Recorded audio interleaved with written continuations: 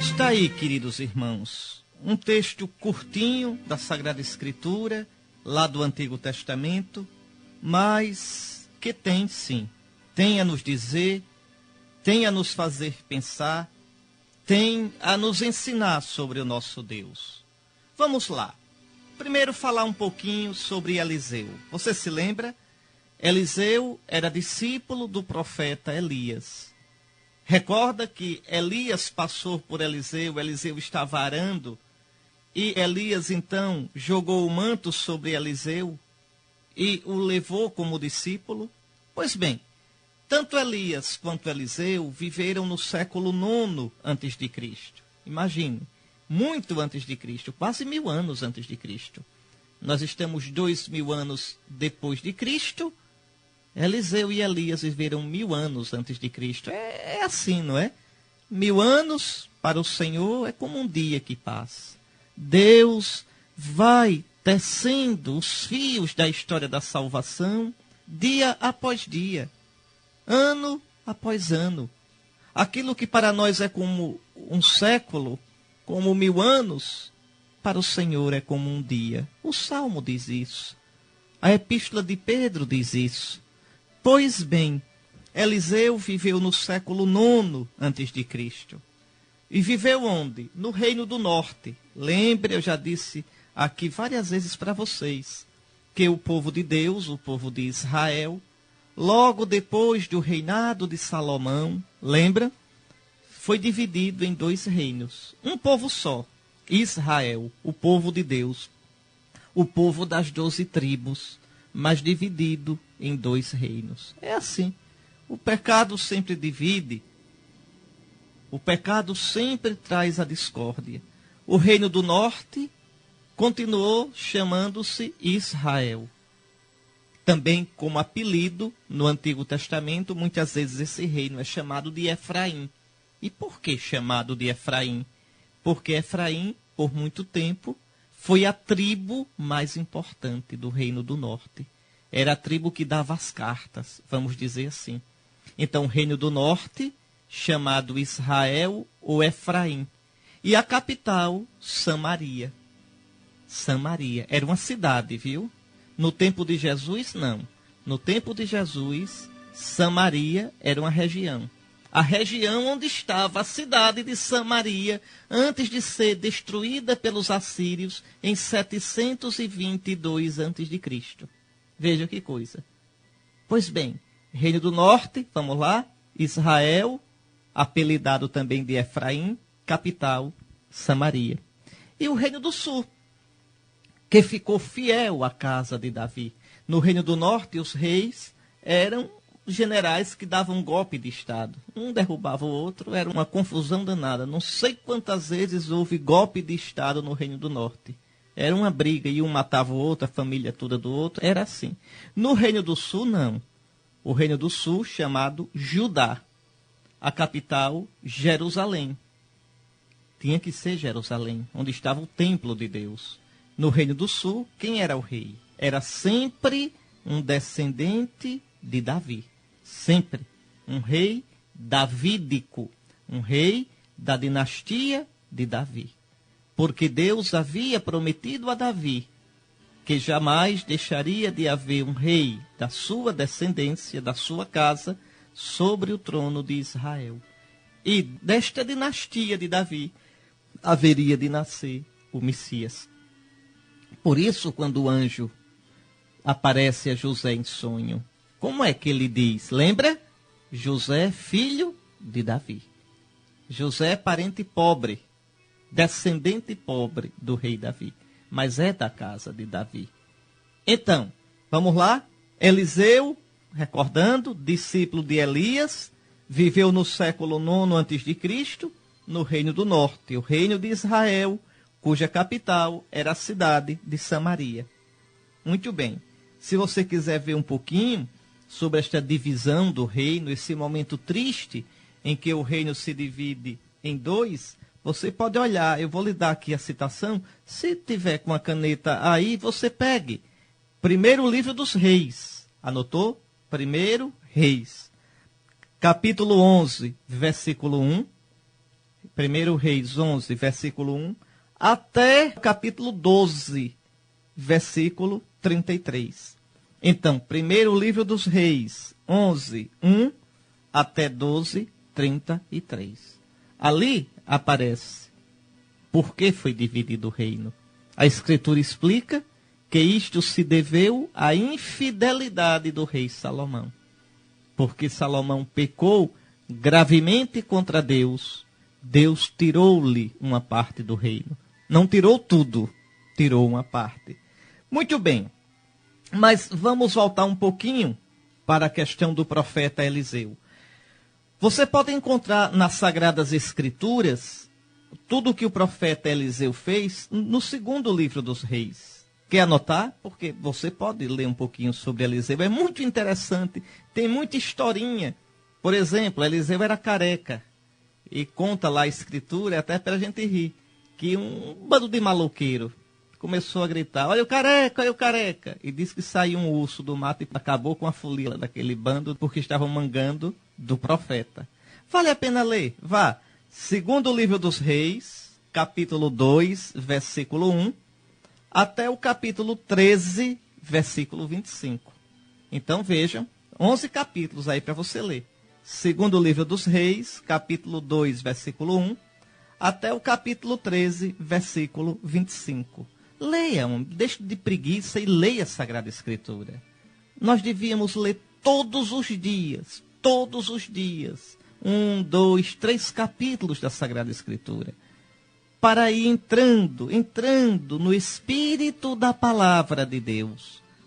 Não é para ficar brigando com ninguém, não é para ficar decorando capítulo tal, versículo tal. Não é isto, não. A Escritura não é para arenga, nem é para pegar a palavra assim fora do contexto e sair citando, se enganando e enganando os outros. Não é para isto.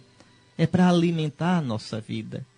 Na Sagrada Escritura, a gente vê, a gente entra no coração de Deus. A gente vê como Deus age. A gente aprende a conhecer a Deus. A gente vê como os amigos de Deus agiram. Por quais pedaços difíceis da vida eles passaram. Onde caíram, como se levantaram, como foram fiéis.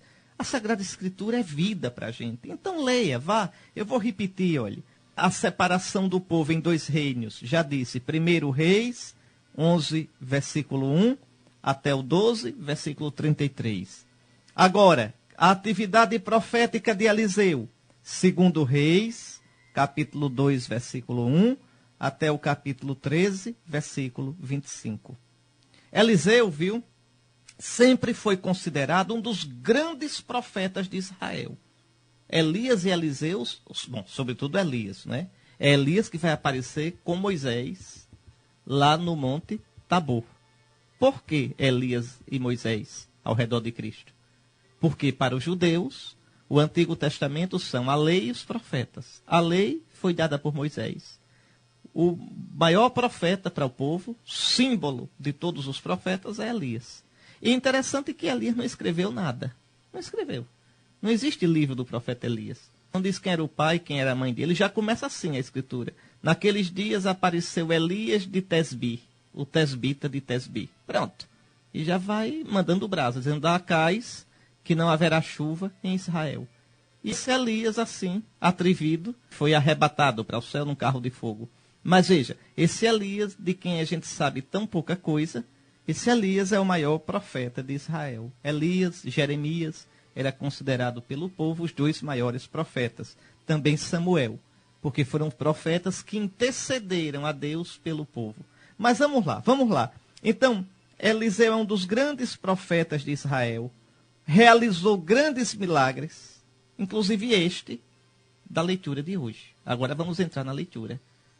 Eliseu sacia o povo. Eliseu sacia este grupo de pessoas. Agora, preste bem atenção. Esse milagre de Eliseu não é mágica. Não é ação de Eliseu. Atenção. É uma ação potente e soberana da palavra do Senhor Deus. Como é que diz Eliseu na leitura? Como é que ele diz? Assim diz o Senhor. Está vendo? É o Senhor É o Senhor quem vai multiplicar aqueles pães. Assim diz o Senhor. E o milagre acontece. Está lá. Não é isso? Ele não diz assim, apareçam os pães. Não, não é assim. Tá certo? Eliseu disse outra vez, dá ao povo para que coma, pois assim diz o Senhor, comerão e ainda sobrará. O profeta é apenas o repetidor da palavra de Deus que ele ouviu. A palavra profeta, em hebraico, se diz nabi. Nabi quer dizer na nossa língua porta-voz. É aquele que fala em nome de outro. O profeta é aquele que é porta-voz de Deus. Às vezes a gente tem a ideia errada de que profeta é aquele que prediz o futuro. Não, não existe isso. Profeta é o que fala em nome de Deus. Leia os profetas na Sagrada Escritura. Vocês vão ver que eles falam primeiro do presente. Lembram ao povo o passado. Lembram que no passado Deus foi fiel. Lembram que no passado Deus tirou o povo do Egito, protegeu o povo, fez aliança com o povo. Depois mostra ao povo os erros, as infidelidades do presente. E diz que Israel deve se converter no presente. E depois fala do futuro. A fala dos profetas sobre o futuro é sempre a mesma. Qual é? Se vós fordes fiéis, experimentareis a bênção de Deus. Se fordes infiéis, virá a maldição. Pronto. Basicamente é isto. Agora, aí eles vão falar de acontecimentos de bênção, sobretudo a vinda do Messias, e acontecimentos de maldição, como, por exemplo, secas, calamidades, a vinda dos opressores, de povos guerreiros que vão destruir o povo. Então é isto, compreendeu? Mas o profeta não é primeiramente aquele que fala do futuro. Não. Isso é coisa das religiões pagãs. Isso é adivinhação. Isso são coisas proibidas pelo Senhor. Não é querer saber do futuro em detalhes. Os profetas não falam do futuro em detalhes. Os profetas dão as grandes linhas sobre o futuro do povo de Israel. Então, profeta, vamos lá, é o porta-voz, o que fala em nome de Deus. Recorda ao povo os favores do Senhor no passado, a aliança. Grita para que o povo seja fiel a Deus no presente e abre para o povo o futuro de bênção ou de maldição, se tiver ouvido ou não a palavra do Senhor. Então, a palavra do Senhor é potente. A palavra do Senhor não é somente um sopro de voz. A palavra do Senhor realiza aquilo que ele diz. Como diz o Salmo 33. Você pode olhar na sua Bíblia. Salmo 33. Olha só. Pela palavra do Senhor foram feitos os céus. Pelo sopro de sua boca, tudo quanto os enfeita. Que coisa. Salmo 33, 6. Olha a força da palavra do Senhor. Pela palavra do Senhor, os céus foram criados. Pela palavra do Senhor, eu existo. Você existe. Então, Eliseu diz aqui, assim diz o Senhor, comerão e ainda sobrará. Pois bem, esta palavra forte do Senhor faz o milagre acontecer. Repare como termina. Veja como termina a narrativa do milagre. Diz assim, conforme a palavra do Senhor, está vendo ali? Está certo? O homem distribuiu e ainda sobrou, conforme a palavra do Senhor. Então, Eliseu é um instrumento, como eu sou um instrumento, você é um instrumento de Deus. Se eu anuncio a palavra do Senhor de modo fiel, se eu anuncio a palavra do Senhor sem inventar moda, sem querer eu mesmo colocar minhas ideias, a palavra do Senhor terá força e eficácia na vida minha e na vida daqueles que me escutam. Então, a palavra do Senhor é uma palavra potente, que faz acontecer aquilo que anuncia, aquilo que profere. Eu já disse, o Salmo 33, versículo 6, eu já mostrei para vocês. Você pode também ver, se quiser, o livro da sabedoria. Sabedoria, capítulo 9, versículo 1. Olha aqui.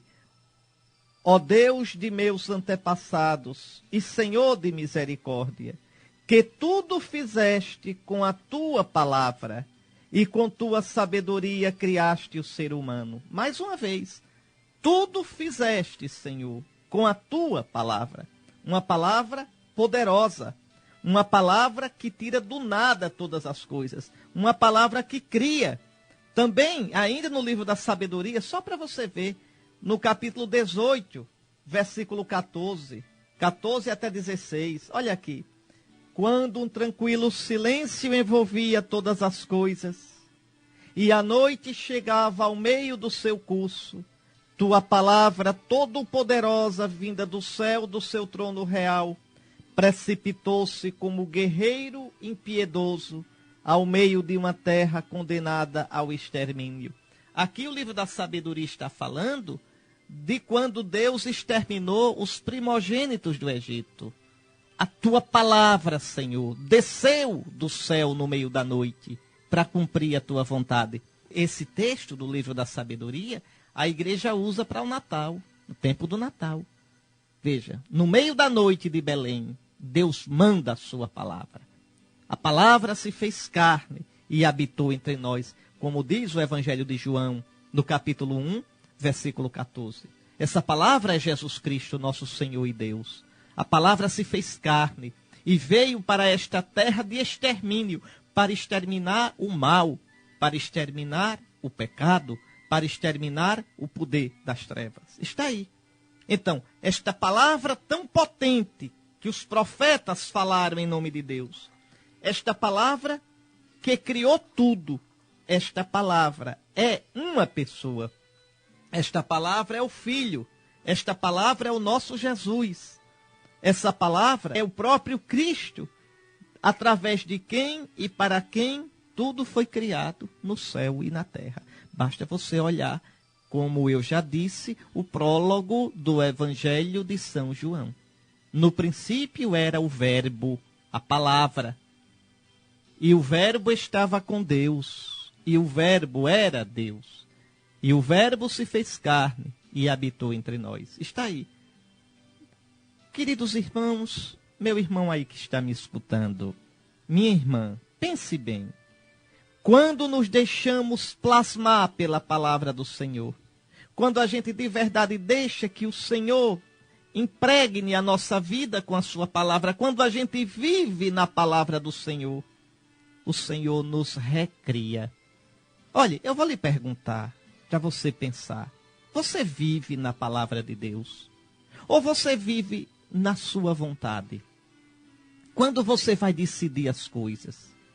Quando você vai fazer suas escolhas? Olhe o que você tem feito na sua vida, o que você tem feito da sua vida, o modo de regular suas coisas, o modo de se relacionar com o seu dinheiro, com a sua sexualidade, com a sua família, o modo de proceder no seu trabalho, o modo de se relacionar com os outros, com os vizinhos, o modo de exercer sua profissão. Eu lhe pergunto, em tudo isso, o modo de praticar sua religião, em tudo isto, você vive de acordo com a palavra de Deus ou você faz como você quer? Se você de verdade escutar a palavra de Deus, ela vai recriando você. Ela vai fazendo de você uma criatura nova. Como diz o próprio Senhor no Apocalipse, no capítulo 21, versículo 5, você pode olhar depois, Apocalipse 21, 5. Eis que eu faço novas todas as coisas. Isso mesmo, o Senhor nos renova. Já o Salmo 50 pedia, cria em mim um coração novo. Dá-me de novo um espírito decidido. A palavra de Deus faz isso, porque a palavra é o próprio Senhor Jesus, pelo qual o Pai criou e recria todas as coisas. Ô meu irmão, minha irmã, não caia nessa ilusão de querer viver do seu jeito, não. Porque o resultado disso é um vazio, é uma tristeza tão grande. Que o Senhor nos alimente com a sua palavra. Por isso Jesus diz, o homem não vive somente de pão. Pão aqui são as coisas do mundo, as coisas para a minha vida, meu trabalho, meus amigos, minha comida, meu dinheiro. pão, as coisas do mundo. O homem não vive só de pão. Isso não enche o coração do homem. O homem vive de verdade quando vive da palavra que sai da boca de Deus. Palavra que é capaz de multiplicar os pães. Lembre, essa palavra fez chover o maná no deserto. Esta palavra deu o pão com o qual Elias caminhou 40 dias e 40 noites no deserto, indo até o Horebe. Esta palavra fez com que não faltasse o pão nem o óleo para a viúva de Sarepta. Esta palavra, que é Jesus, vai multiplicar os pães no evangelho de hoje. Vamos rezar agora, juntos, o salmo da missa de hoje, o salmo 144, que pensando nesse milagre de Eliseu, vai pedir: saciai os vossos filhos, ó Senhor. Mas a verdadeira saciedade não é aquela somente do pão deste mundo. A verdadeira saciedade é aquela que enche o nosso coração. É interessante, a gente escuta tanto repetir aquela frase de Jesus: eu vim para que tenham vida e a tenham em abundância. Aí às vezes as pessoas dizem: tá vendo? A gente tem que lutar para o pessoal ter ônibus, para o pessoal ter educação, ter saúde, ter saneamento básico, porque Jesus veio para que todos tenham vida. Só que não é isso. Não é neste sentido que a Escritura está falando. A gente tem que ser franco, tem que ser sincero. Vejam, a palavra vida, em grego, pode-se dizer bios. Aí é a vida biológica. E tudo aquilo que tem a ver com a vida biológica. Mas Jesus não diz: eu vim para que tenham bios. Não, ele usa outra palavra. É a palavra zoé. E o que é zoé? Zoé é a vida em abundância, a vida de Deus. A vida que só Deus pode dar, a vida plena. Aí Jesus diz: eu vim para que tenham zoé. Essa vida você recebe no batismo, pela fé. Essa vida você alimenta na Eucaristia. É esta vida sacia o coração. Esta vida dá sentido a outra vida, bios. Do que adianta ter bios, ter a saúde do corpo? Do que adianta ter casa, carro, emprego, dinheiro, amigos, se não tem um sentido para a vida? Então Jesus nos dá a vida em abundância, zoé, não bios. Eu não estou dizendo que a gente não tenha de cuidar da nossa vida. Tem. A gente não deve se descuidar dos irmãos. A Escritura também fala isso. Como é que tu vês teu irmão precisando, necessitado e não ajudas? Lembre da parábola do bom samaritano. Lembre de quantas vezes Jesus disse: eu estava nu, com fome, preso, e foste me visitar. E critica os que não são caridosos. São Pedro diz, na sua primeira carta, que o amor cobre uma multidão de pecados. Claro, mas a gente não pode confundir. Não é esta vida simplesmente que Jesus quer dar. Não, não é esta não. É uma outra vida que quem tem, venha o que vier, nunca se quebrará. Pois bem, o salmo de hoje diz que o Senhor sacia suas criaturas. Saciai os vossos filhos, ó Senhor. É tão bonito. Todos os olhos, ó Senhor, em vós esperam, e vós lhes dais no tempo certo o alimento. Vós abris a vossa mão prodigamente, com generosidade, e saciais todo ser vivo com fartura. Mas a primeira saciedade que o Senhor nos dá é a saciedade do seu amor. Do seu amor. O homem não vive somente de pão. O homem vive da palavra que sai da boca de Deus. Vamos lá, vamos entender um pouquinho o que São Paulo quer dizer. Primeiro, segundo a tradição que se aceita de modo normal, que os estudiosos aceitam, São Paulo escreveu aos Efésios quando estava preso em Roma, lá pelos anos 61, 63. Está certo? Por isso Paulo diz: eu, prisioneiro do Senhor. Na verdade, parece que escreveu esta carta não só aos Efésios.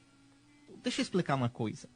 Na terceira viagem dele, ele passou um tempão em Éfeso.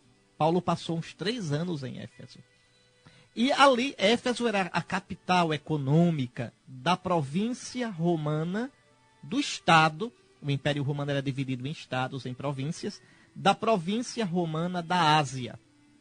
A Ásia é o continente asiático, Ásia Menor é a atual Turquia, os romanos chamavam de Ásia Menor, na verdade o nome é Anatólia, mas se chamava de Ásia Menor, e tinha a província romana da Ásia. A província romana da Ásia era no sudoeste da atual Turquia. Região fértil, viu? Dava muito trigo, muito cereal. A província da Ásia, o Egito, a província do Egito, eram as duas que praticamente sustentavam Roma, alimentavam Roma, com trigo, com cevada, com cereal. Pois bem, então eram muito valiosas.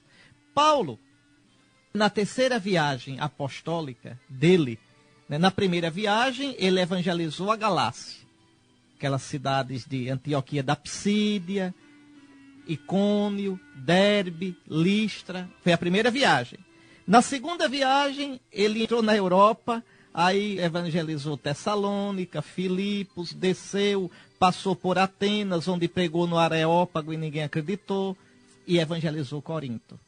Na terceira viagem, Paulo ficou mais em Éfeso. Um tempão. De Éfeso ele foi a Corinto ainda, mas o quartel-general era em Éfeso.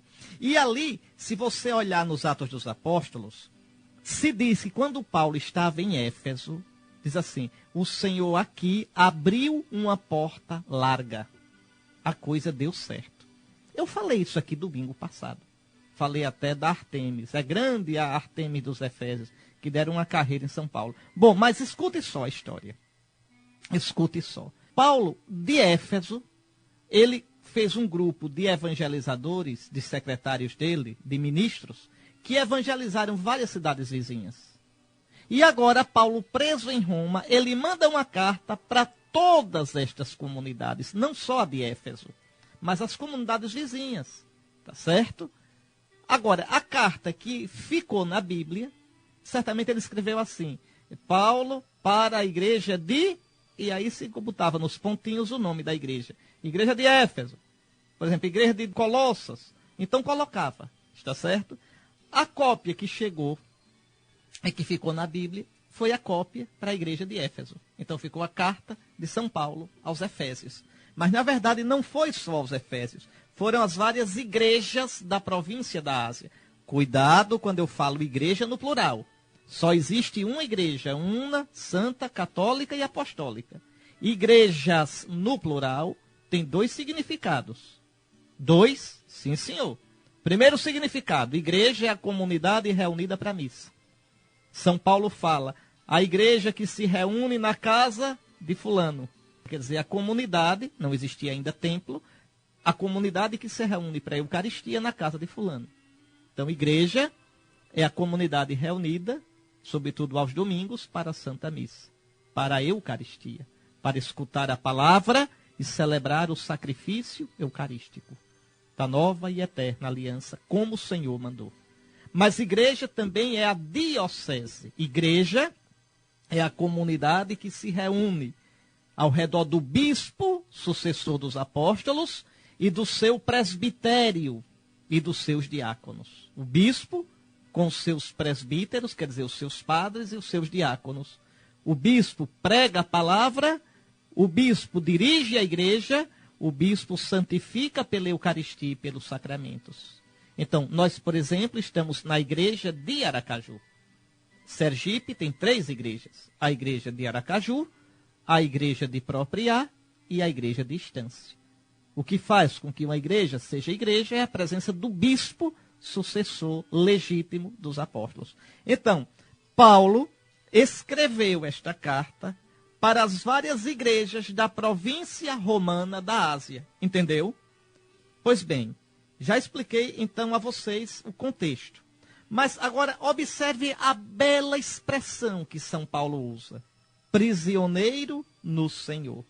Tão bonito isso, tão bonito. Olha, eu, prisioneiro no Senhor, vos exorto. Que coisa linda. Prisioneiro no Senhor. Pense um pouquinho nisso. Ele é prisioneiro no Senhor, porque é prisioneiro por causa do Senhor.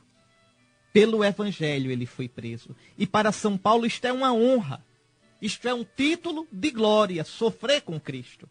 O próprio Jesus tinha dito: bem-aventurados sois, quando vos perseguirem, quando vos caluniarem, quando vos injuriarem, disserem todo mal contra vós por minha causa, alegrai-vos e exultai neste dia.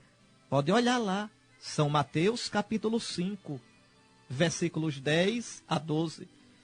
Mas São Paulo muitas vezes vai dizer a glória, a alegria dele por sofrer e por estar preso por causa de Cristo. Você veja, por exemplo, Colossenses capítulo 1, versículo 24. Depois pode olhar Romanos capítulo 8, versículo 18. E pode olhar também Filipenses capítulo 3, versículo 7 ao 12.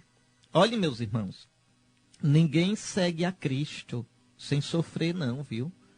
Pode ser sofrimento vindo de fora, ou pode ser sofrimento na alma. Pode ser sofrimento por causa da família, até por causa do grupo de igreja. Quem quer ser fiel a Jesus, se prepare, porque é preciso passar por muitas tribulações para entrar no reino de Deus.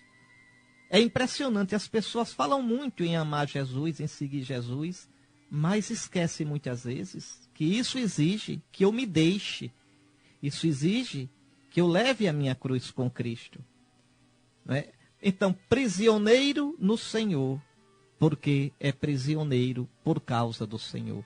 Mas a gente pode pensar também num outro sentido para esta expressão de São Paulo, prisioneiro no Senhor. Qual sentido? Prisioneiro do Senhor, aprisionado por amor do Senhor. O Senhor me prendeu no amor dele. Nada mais pode me separar do amor de Cristo. Nem a vida, nem a morte, nem criatura alguma. Eu sou prisioneiro do amor de Cristo. São Paulo também fala desse sentido. Você pode olhar na segunda carta a Timóteo. 2 Timóteo, capítulo 2, versículos 8 ao 13. 2 Timóteo 2, 8 a 13. Também a carta de São Paulo aos Romanos, capítulo 8, versículos 38 e 39. Então, prisioneiro do Senhor, porque sofre pelo Senhor. Prisioneiro do Senhor, porque o amor de Cristo o seduziu, o encantou. Ele não pode mais viver do jeito dele. Ele mesmo vai dizer: para mim, viver é Cristo e morrer é lucro. E você e eu, hein? A gente é prisioneiro de quem? Do Senhor ou dos nossos quereres malucos, dos nossos instintos, das nossas próprias vontades? Feliz aquele que é prisioneiro do Senhor e livre de si mesmo. Bom, vamos para frente. Este amor a Cristo, até a prisão, até as cadeias, dá a São Paulo, para além de ser seu apóstolo, uma grande autoridade moral diante da comunidade. Por isso Paulo diz: eu, prisioneiro do Senhor, eu tenho moral para falar. São Paulo era danado, viu? São Paulo muitas vezes diz: eu sofri por causa de Cristo. Eu trago no meu corpo as marcas das pisas que eu levei por causa de Cristo. Então, o apóstolo, o ministro de Cristo, não é só aquele que fala, mas aquele que vive. O pregador prega com a palavra e prega com suas atitudes. Prega com a palavra, com as atitudes e prega com o modo de viver. Então é essa autoridade que São Paulo invoca, tá certo? Você quer ver o que São Paulo pensa do apostolado dele? Um texto belíssimo, vale a pena você meditar. 2 aos Coríntios. Medite nesse texto. Esse texto, nós bispos, padres, diáconos, devíamos meditar muito, muito. 2 aos Coríntios, capítulo 4, versículos 1 a 16. Ali São Paulo mostra como deve ser um padre, como deve ser um ministro de Cristo, como deve ser um bispo, tá certo? Veja, o apóstolo sofre com Cristo, sofre como Cristo, pelo bem da igreja, pela vida dos irmãos. O apóstolo é um verdadeiro modelo de cristão. Daí a sua autoridade apostólica. Autoridade pela vida apostólica.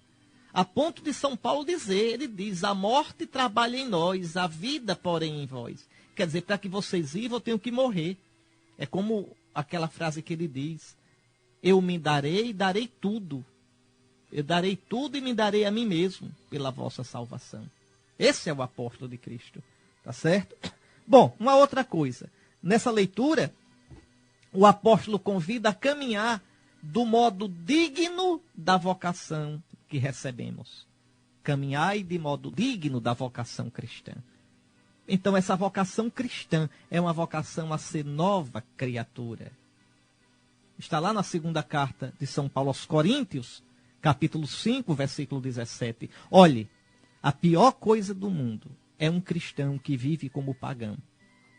Como é que você pode ser cristão se pensa como os pagãos, fala como os pagãos, procede, vive como os pagãos? Era melhor não ser cristão, porque aqui desonra o nome de Deus, emporcalha o nome da igreja, torna inútil o evangelho de Cristo. Então, vivei de modo digno da vocação a qual fostes chamados. Isso mesmo, porque como diz São Paulo, se alguém está em Cristo, é uma nova criatura. Depois, uma outra coisa. São Paulo aqui pensa na comunidade dos discípulos do Senhor, que é a igreja. E ele diz que os cristãos devem ser humildes, mansos, devem suportar-se com paciência no amor. Devem guardar a unidade da igreja, unidade que vem de Deus, unidade do Espírito, não é nossa. Quem divide a igreja, quem cria, diz que diz, fofoca, inveja, partidos, ciúmes na comunidade. Este peca, este desonra o corpo de Cristo, que é a igreja. Como é que depois pode querer comungar o corpo de Cristo na Eucaristia? Se desonrou, se mutilou, se rasgou o corpo de Cristo, que é a igreja. A paz na igreja, meus queridos irmãos, não é uma questão de camaradagem, simpatia, amizade. Ah, eu gosto de fulano porque fulano pensa como eu. Não, não. A igreja não é um clube de amigo. Não é um clube de amigo. A igreja é uma comunidade de irmãos. Amigo a gente escolhe. Irmão é Deus quem dá. Deus deu a esta comunidade este padre. Deus deu a esta comunidade estes fiéis. Então, na fé, eu vivo na unidade com este padre. Na fé, este padre guia com amor o rebanho, sabendo que a unidade desta comunidade não é uma realidade simplesmente humana, mas é fruto do Espírito. Guardai a unidade do Espírito pelo vínculo da paz. O que a gente deve fazer é acolher esta unidade. E quando é que eu acolho a unidade que o Espírito Santo produz e dá?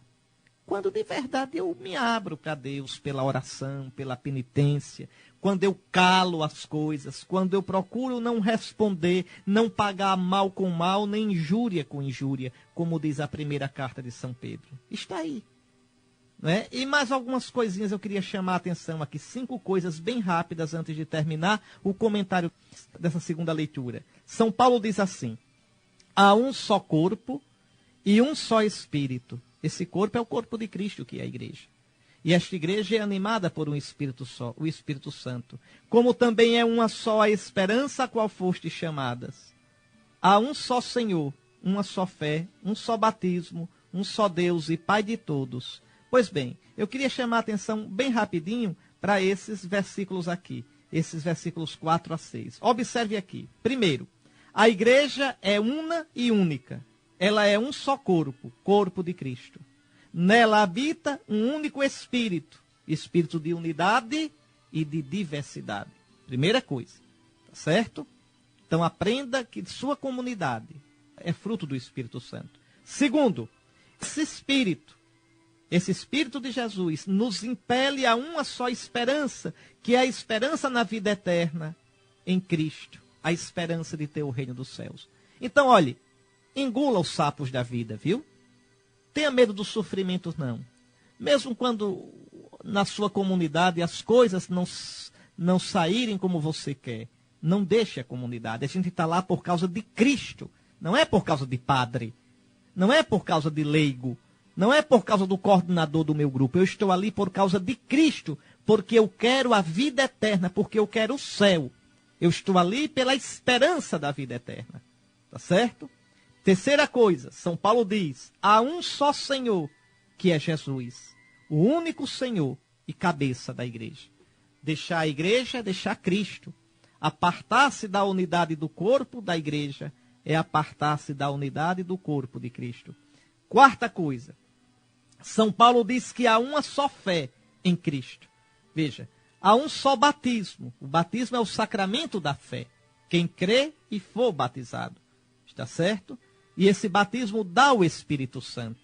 Então, o batismo que dá o Espírito Santo é o sacramento do batismo. Está certo? Lembre disso. O sacramento do batismo nos dá o Santo Espírito. Você pode olhar a carta de São Paulo a Tito, capítulo 3, versículo 4 a 7. São Paulo diz isso claramente, que pelo batismo nós recebemos o Espírito Santo que foi derramado em nós e nos gerou de novo. Nunca esqueça, há um só batismo. Batismo nas águas é o batismo de João Batista. O batismo cristão é o batismo no Espírito Santo, simbolizado pela água. Jesus diz claramente que o Espírito Santo é simbolizado pela água. Pode olhar João capítulo 7, versículos 37 a 39. Se alguém tem sede, vem a mim e beba. Oxê, e a gente vai beber de Jesus? Vai. Ele disse a samaritana que ele é o verdadeiro poço. Ô mulher, quem vier beber da água desse poço ainda vai ter sede. Mas quem beber da água que eu der, que eu sou um poço melhor. E qual é a água que Jesus dá? É o Espírito Santo. Se alguém tem sede, vem a mim e beba. Diz lá o Evangelho, Jesus estava falando do Espírito Santo. Do meu seio sairão rios de água viva. Então, a água do seu batismo cristão é símbolo do Espírito Santo. Não existe no cristianismo batismo nas águas. Um só batismo, batismo no Espírito.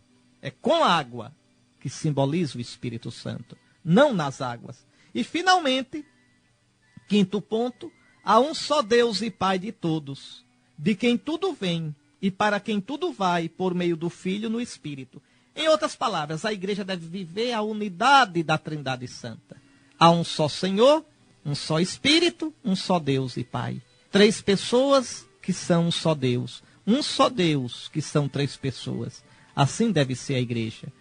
Na diversidade das pessoas, do modo de pensar, das sensibilidades, dos temperamentos, a gente guardar a unidade da Santa Trindade, que é dada no Espírito Santo. Muito bem, vamos lá. Meus irmãos, tentem imaginar por que a gente está lendo neste ano o Evangelho de Marcos. E por que agora o Evangelho de João? É que o Evangelho de Marcos é curto. Eu já expliquei isso para vocês. O Evangelho de Marcos, como é mais curto, aí de vez em quando a igreja coloca umas passagens de João para dar uma espichadinha mais no Evangelho de Marcos, para que dê para os 34 domingos do tempo comum. Se você olhar o Evangelho de domingo passado, que era de São Marcos, lembra qual foi? Jesus ia descansar com os discípulos. E quando chegou no lugar tinha uma enorme multidão. E ele ficou com pena, porque eram como ovelhas sem pastor. E começou a lhes ensinar muitas coisas. Muito bem. E aí Jesus, se você olhar em São Marcos, Jesus vai multiplicar os pães para aquela multidão. Pois bem, está aqui a multiplicação. Só que narrada por São João. Está certo? Então, vamos ver. Vamos pegar um pouquinho esse texto de hoje. Porque, olha, João é fogo. João diz um bocado de coisa assim por baixo do que ele está falando. Por exemplo, estava próxima a Páscoa, a festa dos judeus. João diz isso, não é à toa. Tá certo? Ele dá esta informação para que a gente possa interpretar bem o milagre, o sinal que Jesus vai fazer. O sentido desse evangelho não é de partilha. Tem gente que diz, está vendo, Jesus ensinou a partilhar. Não tinha pão, ele mandou o pessoal dividir e o pão apareceu. Isso é conversa para boi dormir e roncar. Tá certo? Jesus não mandou ninguém partilhar aqui pão nenhum. Não vamos inventar o que o evangelho não diz. O pessoal não tinha pão, não tinha nada. Um menino tinha uns pãezinhos e uns peixes, e Jesus multiplicou, é milagre, milagre, como o de Eliseu. Está certo? Aqui, este evangelho de hoje, o capítulo 6 de João, não fala em partilha. Está certo? Para falar em partilha, são outros textos da Bíblia. Que os cristãos tinham tudo em comum, está certo? Que não havia necessitados entre eles. Eu tive fome e não me deste de comer. Agora, forçar a palavra de Deus no que ela não diz, não. Então aqui, fique bem claro, não se fala em partilha. Aqui o sentido é outro. Vamos ver qual é o sentido. Então havia muita relva naquele lugar. O que é que isso quer dizer? Na primeira leitura, Deus havia prometido, domingo passado, um pastor bom para Israel. Lembra da leitura do domingo passado? Deus dizendo que ia dar um pastor, e que esse era o nome dele, Senhor Nossa Justiça, que ia cuidar das ovelhas. Esse pastor é Jesus. Pois bem, no Salmo se diz, o Senhor é o pastor que faz o rebanho descansar no pasto verdejante e prepara uma mesa. Pois bem, por isso que João diz, havia muita relva naquele lugar. Jesus é o bom pastor. Jesus é Deus que vem apacentar, pastorear o seu povo e senta o seu povo na relva. Como o pastor leva a ovelha para a relva fresca, Jesus leva o seu rebanho para a relva mais fresca. Tá certo? Então o que João quer mostrar é que Jesus é o pastor de Israel. O pastor de que fala o Salmo 22. Jesus é o pastor prometido pelos profetas. Tá certo? Bom, agora observe os gestos de Jesus. Ele toma o pão, dá graças, parte e distribui. Mateus diz bem claro, Mateus 14, 19. Tomou os 5 pães, veja, tomou o pão, elevou os olhos ao céu e abençoou. Em seguida, partindo o pão, deu aos discípulos, entregou, e os discípulos às multidões. Então, são 4 gestos que a gente repete em cada missa. Tomou o pão, é o ofertório, é quando vem o pão e o vinho. Deu graças, é a oração eucarística todinha até o por Cristo com Cristo em Cristo. Partiu, é a hora do cordeiro. E deu, é a hora da comunhão. Então estão aí os 4 gestos eucarísticos. A missa. A missa. Está certo? Então veja, Jesus, o que é que diz o Salmo? O Senhor é o pastor que me conduz. Me leva às verdes pastagens. Me prepara uma mesa. É Jesus, meus irmãos. É Jesus. Todos ficaram saciados. Jesus é maior que Eliseu. Eliseu saciou 100 pessoas. Jesus sacia uma multidão. Jesus é maior que Moisés. Porque agora a gente vai ouvir nos próximos domingos o discurso sobre o pão da vida. É isso. A igreja coloca esse evangelho, a narração da multiplicação dos pães em João, ao invés de Marcos, porque colocando a narração de João, depois tem o discurso sobre o pão da vida. Então, Jesus vai dizer que é maior do que Moisés. Por Moisés veio o maná, e quem come o maná ainda morre. Mas Jesus diz que agora veio um outro pão, e o pão é ele mesmo. Quem comer dele não morrerá nunca mais. Ele é o pão que sacia Israel. Quantos cestos sobraram? Diga aí, quantos cestos? Olha aí, 12. Por quê? Porque é o número das 12 tribos de Israel. Jesus é o pastor. Jesus é Deus que sacia todo o povo de Israel. Por isso o povo diz, o grande profeta é o profeta. Tá certo? Que profeta é este? O profeta que Deus prometera pela boca de Moisés. Pode olhar o capítulo 18 do livro do Deuteronômio. 2 vezes Deus promete esse profeta, o novo Moisés, que vai dar o novo maná. Deuteronômio 18, versículo 15, e Deuteronômio 18, versículo 18. O povo esperava um novo Moisés. Pois bem, como Moisés, Jesus faz o povo descansar no lugar deserto. Jesus alimenta esse povo. Muito bem. Observe finalmente o versículo 15. O texto de hoje termina com uma tentação. Qual é a tentação? A tentação é de Jesus ser rei. Os discípulos, Jesus sabia que o povo queria vir pegá-lo para fazê-lo rei. E esse não é o caminho de Jesus. Se você olhar as tentações de Cristo, Você olha lá, Lucas capítulo 5, versículos 4 a 8, e depois o versículo 13. Vou repetir, viu? Lucas capítulo 5, versículos 4 a 8, e depois o versículo 13. Vocês vão ver nas tentações que diz assim, que o demônio, o diabo, deixou Jesus até o momento oportuno. E vai voltar outras vezes, assim por baixo dos panos, tentando desviar Jesus da sua missão. Aqui, o diabo volta. O diabo quer tentar Jesus a ser rei, a aceitar ser rei. Como pode tentar de vaidade um bispo, um padre, fazer o padre ser agora um ator, um cantor, e esquece que é padre. Como o padre é querido, o padre botar na cabeça que agora vai ser deputado, de entrar na política. São tentações. É o diabo querendo fazer do padre artista, do padre político, do bispo um vaidosão besta. Veja, Jesus foge disso e sobe ao monte para rezar. A gente deve sempre rezar. Nosso Senhor diz, vigiai, orai, para que não entreis em tentação. Um ministro de Deus, um padre, um bispo, deve ser só bispo, só padre. E empregar nisso a vida. Todo o resto é tentação do diabo. Muito bem, o Senhor é o nosso pastor, tá certo? O Senhor nos leva para verdes pastagens. Olhe como Jesus leva o povo para a relva. O Senhor prepara a mesa para a gente, a Eucaristia. Hoje é domingo, vá lá na missa. Vá celebrar o sacrifício de Cristo na Eucaristia, onde o Senhor alimenta você com o pão da palavra e o pão do seu corpo e do seu sangue. Então, só me resta agora desejar-lhes uma santa tarde de domingo, uma semana abençoada, que estamos começando hoje. O domingo é o primeiro dia da semana, uma semana na graça de Cristo ressuscitado. Já foi à missa? Se não foi ainda, se arrume para ir agora à tarde ou à noite. E o Senhor esteja convosco, abençoe-vos o Deus Todo-Poderoso, Pai, Filho e Espírito Santo. Fique em paz.